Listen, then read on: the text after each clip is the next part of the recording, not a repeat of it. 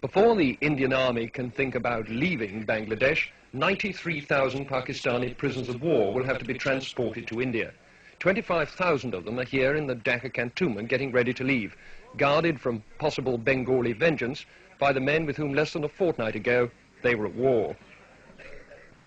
The Indian Army's Chief of Staff, General Sam Manekshaw, who's been paying a two-day visit to his troops in Dhaka, says that at the moment some 3,000 prisoners of war a day are being taken out of the country. He hoped that by the beginning of next month the daily average would be 10,000, and that in any case by the 15th of January all of them would be in Indian prisoner of war camps. By that date too, the General said, he would have reduced Indian armed forces here by 25,000. But they still can't all go home.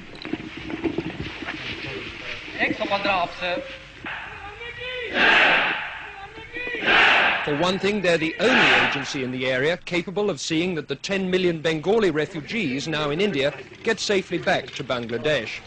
For another, Indian soldiers, no matter how much the Indian government likes to play this down, are the only people capable of keeping law and order here and protecting minority groups from Bengali retribution. In addition, the army is safeguarding the lives of those Bengalis who ran the civil administration for Pakistan. The Bangladesh government is setting up a war crimes tribunal to try Dr. Malik and his colleagues. Will the Indian army be told by Delhi to hand them over? I asked Mr. D.P. Dar, Mrs. Gandhi's special envoy to Bangladesh. We are on the horns of a dilemma, I must admit to you. On the one hand, we do not want to do anything which is against the norms of international behavior. Nor do we want to do anything, on the other hand, which would even remotely impinge on the sovereign rights of the Bangladesh government and Bangladesh state.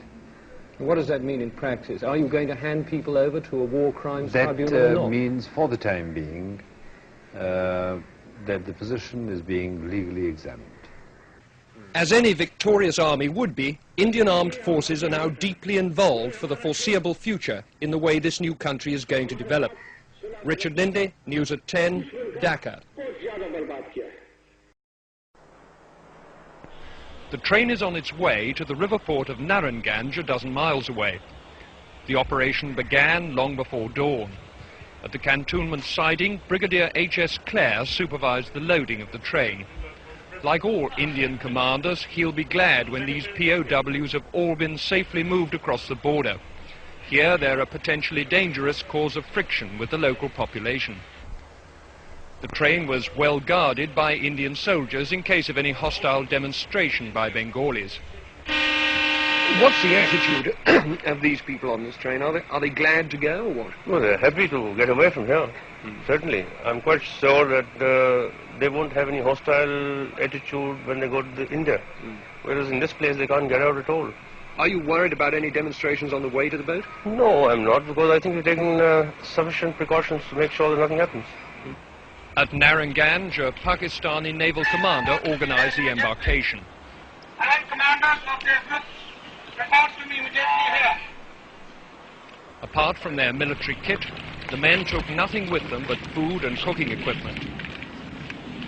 The railway line ran right onto the dockside, sparing them the humiliation of a jeering Bengali crowd. Even so, a small group on the roof of a harbour building broke into jubilant shouts as the prisoners trudged down the quayside. At every step there were Indian soldiers to protect them had it proved necessary. Bengalis are not best pleased to see their enemies go home, apparently scot-free. But there's a long way to go before these men can expect repatriation.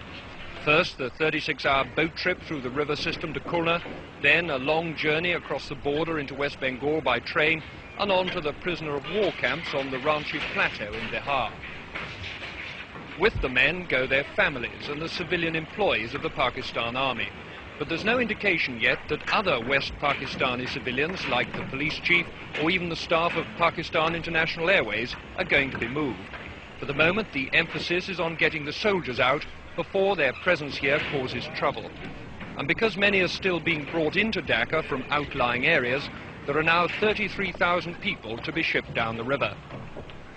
For those Bengalis cheering on the roof there, it's another day to savour the sweet taste of victory. For these prisoners of war, the bitterness of defeat. What lies ahead of these men is nothing but a tedious journey and the boredom of prison camp routine. But at least now they've begun that long journey home. Richard Lindley, News at 10, Narranganj.